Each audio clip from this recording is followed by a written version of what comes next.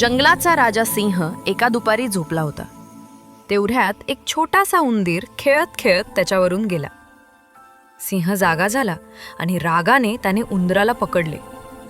घाबरलेला उंदीर विनू लागला, मला माफ करा राजन, माझ्याकडून चूक झाली, मला सोडा, कधीतरी मी तुमच्या कामी येईन. उंदिराचे बोलणे ऐकून सिंह मोठ्याने हसला, पण त्याने दयाळूपणे उंदराला सोडून दिले. काही दिवसांनी सिंह शिकारीसाठी जंगलात फिरत असताना शिकाऱ्यांच्या जाळ्यात अडकला. तो जोरात गरजू लागला.